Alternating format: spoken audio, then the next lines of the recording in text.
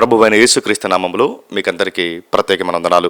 November 4వ తారీఖున ఛత్తీస్గఢ్ రాష్ట్రంలోని కాంకేర్ జిల్లాలో ఉన్న కోడికురిసె గ్రామంలో ఒక విషాదకరమైన బాధాకరమైన సంఘటన చోటు చేసుకున్నది. అదేంటంటే అదే గ్రామానికి చెందిన వ్యక్తిని ఆ ఇంటి సభ్యులు భూస్థాపన చేయడానికి దాదాపు వారికి 3 days టైం పట్టింది.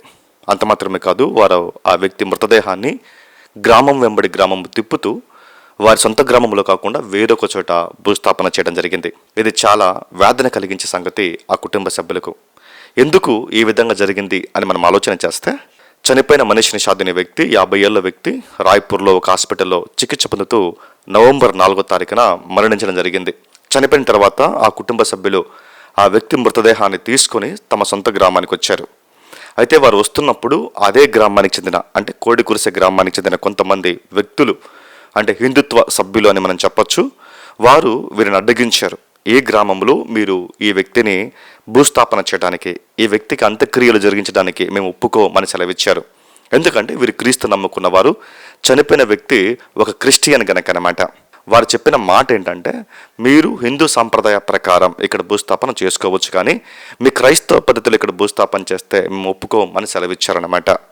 ఇది చాలా విచారకరమైన సంగతి అని మనం చెప్పొచ్చు. అయితే ఆ ఇంటి సభ్యులు అన్నారు, మేము మా క్రైస్తవ పద్ధతిలోనే ఇక్కడ మా సొంత స్థలంలో, మాకంటూ ఒక స్థలం ఉంది, మాకంటూ భూమి గ్రామంలో ఉంది కనుక మా సొంత ల్యాండ్లో మేము ఈ వ్యక్తిని భూస్థాపన చేసుకుంటాం అని వారు కూడా చెప్పారన్నమాట. అయితే వీరు ఒప్పుకోకపోవడంతో, ఈ ఇంటి సభ్యులు ఒప్పుకోకపోవడంతో అక్కడ ఉద్రిక్తత వాతావరణం నెలకొన్న తర్వాత అక్కడికి పోలీసులు వచ్చారన్నమాట. అయితే పోలీసులు వచ్చినప్పటికి కూడా వీరు ఒప్పుకోలేదు. అయితే తర్వాత పోలీసులు వీరిద్దరి మధ్య కొద్దిగా మాట్లాడడానికి, శాంతియుతంగా సమాధానపరచడానికి ప్రయత్నం చేశారు. చేసే క్రమంలో ఆ మృతదేహాన్ని తీసుకుని వెళ్ళి అదే గ్రామంలో ఉన్న హాస్పిటల్లోని మార్చురీలో ఉంచడం జరిగిందనమాట.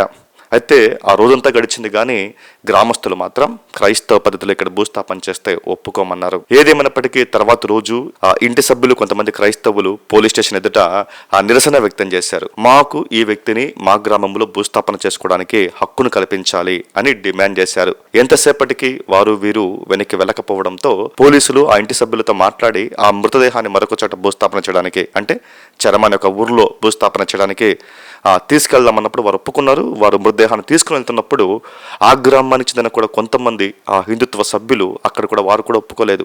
ఇది చాలా బాధ కలిగించే మరొక సంఘటన అని మనం చెప్పొచ్చు అనమాట. వారు కూడా చెప్పింది ఏంటంటే, ఇక్కడ క్రైస్తవ పద్ధతిలో భూస్థాపన చేస్తే ఒప్పుకోం, చేస్తే హిందూ సంప్రదాయ ప్రకారం చేయాలి అని సెలవిచ్చారు.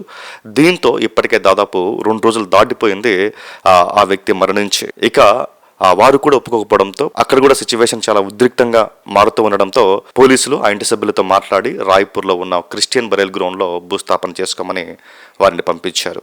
ఆశ్చర్యం ఏంటంటే, కోడికురిసె గ్రామం నుంచి రాయ్పూర్కి దాదాపు 200 కిలోమీటర్ల దూరం. అంటే తమ సొంత గ్రామంలో ఒక వ్యక్తిని భూస్థాపన చేసుకోవడానికి కూడా చాలా కష్టంగా ఉన్న ఆ సందర్భాన్ని మనం అర్థం చేసుకోవాలి.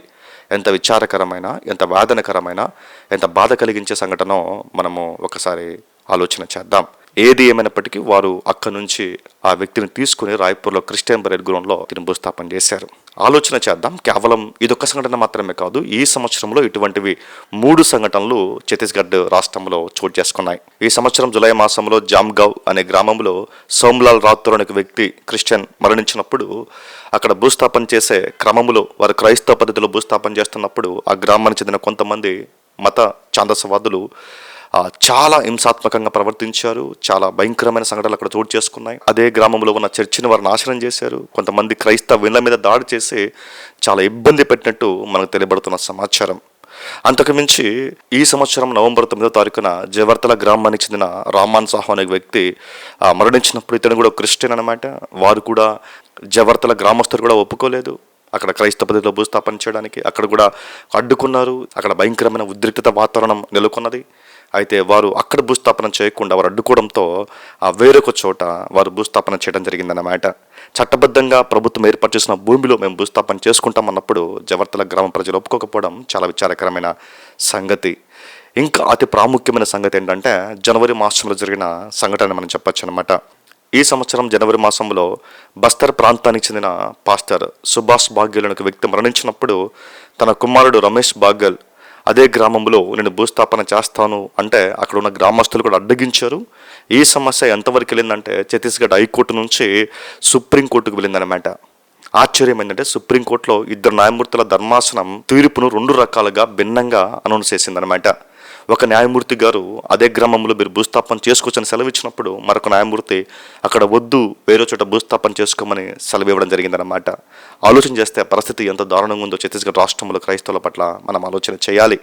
అయితే ఆ పాస్టర్ని కూడా వారు అక్కడ భూస్థాపన చేయలేకపోయారు. వారు కూడా వేరే ఊరిలో భూస్థాపన చేసుకోవడం జరిగిందన్నమాట. Chhattisgarh Christian forum president Arun Panalal గారు సెలవిచ్చింది ఏంటంటే, రాజ్యాంగాన్ని కాపాడటంలో అధికారులు విఫలమయ్యారని, తమ సొంత గ్రామంలోనే తమ సొంత వ్యక్తులను భూస్థాపన చేసుకోవడం, నిరాకరించడం ఇది చాలా దిగ్భ్రాంతి కలిగించే విషయం అని ఆయన సెలవిచ్చారన్నమాట. ఇక్కడ మనం గమనించాల్సిన సంగతి ఏంటంటే, వారు చెప్తున్నది ఏంటంటే పిఎస్ఏ పెసా అంటారు. ఆ చట్టం కింద గ్రామ సభలు ఏర్పాటు చేసుకోవచ్చు. అయితే గ్రామ సభలు మేము గ్రామ సభ ద్వారా ఇటువంటి తీర్మానాలు మేము చేస్తున్నామని, ఎవరైతే క్రైస్తవులకి వెళ్తారో, ఎవరైతే ఇతర మతాలను స్వీకరిస్తారో వారు ఇక్కడ తమ సొంత గ్రామంలో భూస్థాపన చేసుకోకూడదని, వారు వేరొక చోట చేసుకోవాలని వారు సెలవిస్తున్నారు అనమాట. అయితే రాజ్యాంగం ఏం సెలవిస్తుంది? ఇవన్నీ ఈ గ్రామ సభలు కావచ్చు, ఏవైనా కావచ్చు, ఇవన్నీ రాజ్యాంగం క్రిందనే ఉన్నాయి. రాజ్యాంగం కూడా చెప్తున్నది ఏంటి? కుల, మత, జాతి, లింగ వివక్ష ఉండకూడదు అనేది చెప్తున్నది. అయితే మనోజ్ నిషాద్ అనే వ్యక్తిని తమ సొంత గ్రామంలో, తమ సొంత స్థలంలో ఒక క్రైస్తవుడు ఎందుకు భూస్థాపన చేసుకోలేకపోవడాన్ని చాలా బాధ కలిగించే వేదనకరమైన సందర్భం అని మనం చెప్పొచ్చు అనమాట. ఛత్తీస్గఢ్ రాష్ట్రంలో సిచ్యువేషన్స్ అన్ని చక్కబడాలని, ఉన్న వివక్ష, అక్కడ ఉన్న భేదాభిప్రాయాలు తొలగించబడి దేవుని నామం చక్కగా మహింపరచబడాలని, ఇటువంటి జరుగుతున్నప్పుడు క్రైస్తవులు అక్కడ ఎక్కడ నిరాశ చెందకుండా మరింతగా మంచిగా సేవ చేయాలని, అక్కడ కూడా అనేక మంది మారు మనసు పొంది ఏవైతేయో అక్కడ క్రైస్తవుల పట్ల ఆటంకాలు ఉన్నాయో, అడ్డంకులు ఉన్నాయో అవన్నీ యేసుక్రీస్తు నామంలో తొలగించబడాలని, అక్కడ క్రైస్తవుల పట్ల సానుకూలమైన ఆ నిర్ణయాల ప్రభుత్వాలు తీసుకోవాలని మనమందరం ప్రార్థన చేద్దాం. Thank you for watching. God bless you.